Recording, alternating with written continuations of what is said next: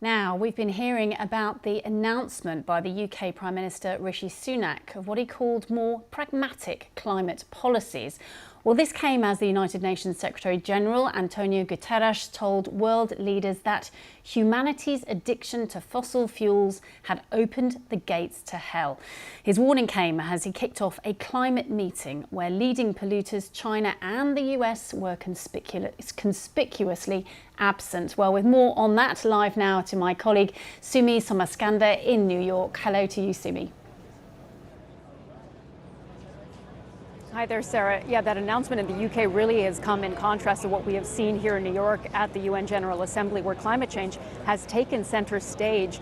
The UN Secretary General Antonio Guterres has really tried to spotlight this issue as being one of the most dire facing the global community right now, and that is why he called for this climate summit today. Now, interestingly, he said in advance of the summit that he did not want to invite any countries or companies that he and his office did not deem as being serious about making climate emissions cuts, about battling climate change with real concrete action. I just want to read you a quote that he said in advance. He said there will be no room for backsliders, greenwashers, blame shifters, or repackaging of announcements from previous years. And apparently that actually left the bar pretty high because, as you rightly pointed out, the U.S. was conspicuously absent from this meeting. President Joe Biden, we know he's here in New York, but did not go to the summit, nor did China. Now, what the Secretary General did want to do is to get real concrete commitments from, again, companies and countries on cutting emissions or supporting developing countries in their efforts to do so. And the reason there is because developing countries have this week issued frustration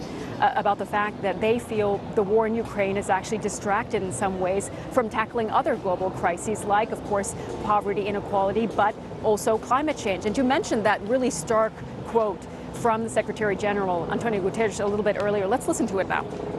Humanity has opened the gates of hell. Horrendous heat is having horrendous effects.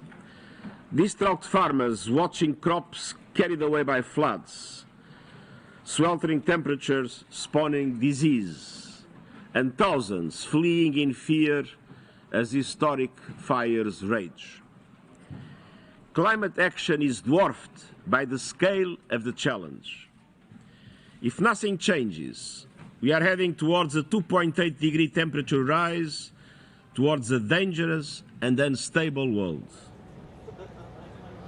So that was indeed a very stark message from the Secretary General, an important message at that climate summit. But of course, the war in Ukraine has also been center stage today, and that is because of the UN Security Council meeting where we saw Ukrainian President Zelensky speaking.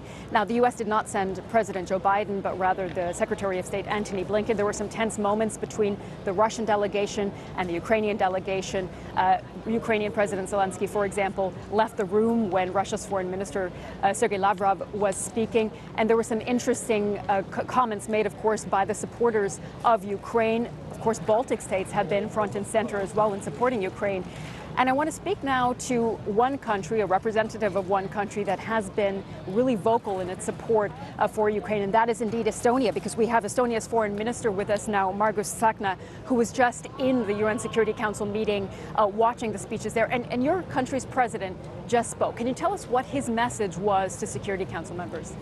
Estonian message is very clear. The Security Council is not working because the aggression is using the veto right, blocking everything. And also it harms a lot the UN Charter, all the basic rules, all the rules what we have agreed as a global society. And it cannot be prolonged in the meaning of we need a reform as well in the Security Council. What should that reform look like? We must take out from the veto right this kind of decisions as connected to the aggression crimes or the crimes against humanity, the war crimes, and also maybe to bring wider the membership of the Security Council. But it cannot work like this, and today was very important that President Zelensky was participating. He was the first speaker, and face-to-face with the aggressor, and everybody understood what is going on. But the situation is like we see it is in the Security Council. But we do know, Minister, that any change to the Security Council would involve all 5 members voting for it. So how likely do you think any sort of reform would actually be? General Assembly is the place we have to discuss. We have to discuss as well the leadership crimes of aggression, because it is obvious what has happened, and without Putin's and his troika decisions, there wouldn't be the full-scale aggression, together with the genocide, as well as the deportation of Ukraine children. More than 20,000 children are deported in the 21st century. So this is a wider problem, and I think that here in this week we reach as well to the global south and globally more to explain what is going on really. You said yourself that the United Nations is essentially a body that is intended to prevent the sort of war of aggression that we've seen from Russia on Ukraine, but that didn't happen. So can the UN really have any power to do anything? Of course, United Nations is a unique body when all the countries are around the table, but we have to have the guts to talk about the problems.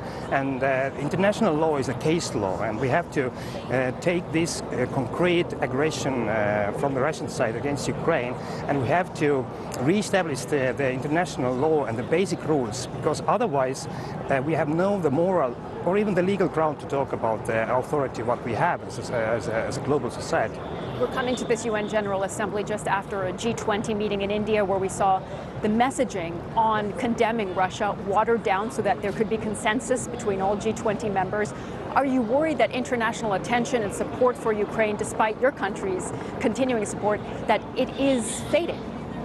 It is, of course, very important that we are not getting tired, but also we have to reach to these countries and regions to whom maybe it seems that this Russian aggression is some kind of military problem in Europe. It is not. It's a violation of the basic rules. And that's the reason as well we held yesterday the high-level meeting about the deportation of Ukrainian children. I think that mothers and fathers globally can understand if more than 20,000 children they have deported, they had kidnapped from Ukraine, and we don't know where they are. We don't know what is going on.